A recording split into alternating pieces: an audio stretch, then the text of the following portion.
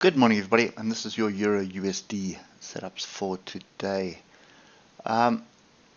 So first things first. So we're in a very strong downtrend. We last week attempted to break through the moving averages, back below the moving averages here. However, look at my oscillators. They have separated, not very far apart, but they are far apart. They're not together like that, and they have crossed over and pointing to the upside. So this is telling us that this little move here is potentially a higher low. So there's the low, and then this is now a higher low. We've got a breakaway gap. Don't really like weekly gaps. They more than often get closed. So that's the only concern I've got with that bigger picture. So when you start drilling down through the time frames, it starts getting a bit messy. So here you can see it looked like a trend reversal, and then last week Thursday, Friday basically plummeted, and now look at my oscillators. They have separated far apart, and this is indicating that this is a flag move. However, it could also turn out to be a double bottom. First leg of the double bottom, second leg of the double bottom. So that's a line in the sand. That's 105586. Unfortunately, everything hinges on what's happening in the Middle East here. Mankind's ability to create wars is what drives financial markets as well, unfortunately. So sometimes we are just a sick species. But for me, from a trading perspective here, now that is what I need to be looking at. There is a gap to the downside. Everything is volatile.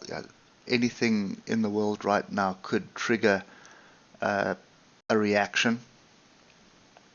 And if you look at it at face value, it looks like it should be a reaction for a continuation to the downside. So that would be dollar strength. But then you look at the macro data from an economy perspective, every indication that the dollar has peaked.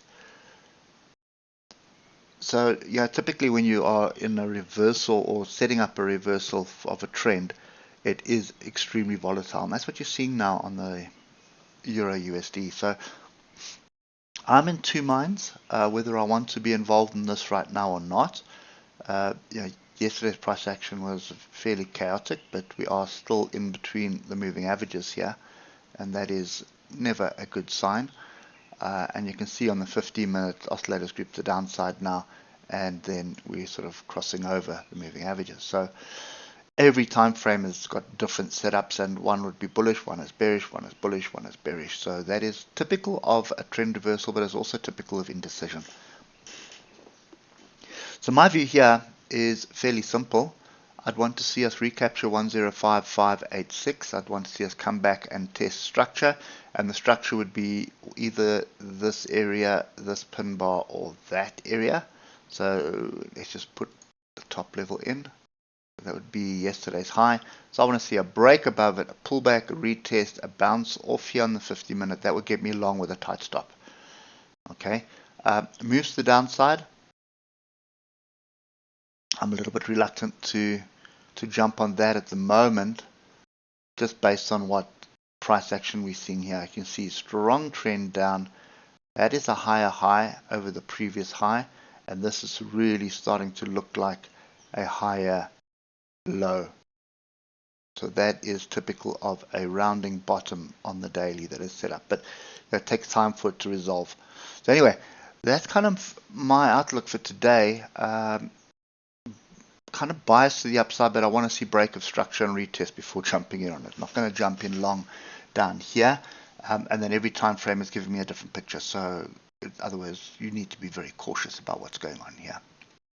Okay, and then the other thing is, if you're unsure, that's also a trade position. So no trade is also a trade. It's always the most profitable as well, because you never have the possibility of losing money on that.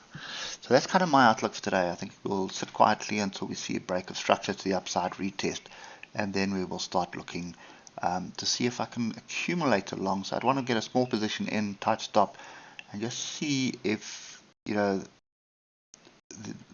the narrative that the dollar has peaked is the correct one, because you can actually get your stop to entry fairly quickly, and then just let it play out over a couple of days and see what happens. Okay, anyway, that's kind of my view for today. Hope it helps, and we'll catch up with you tomorrow morning. Cheers for now.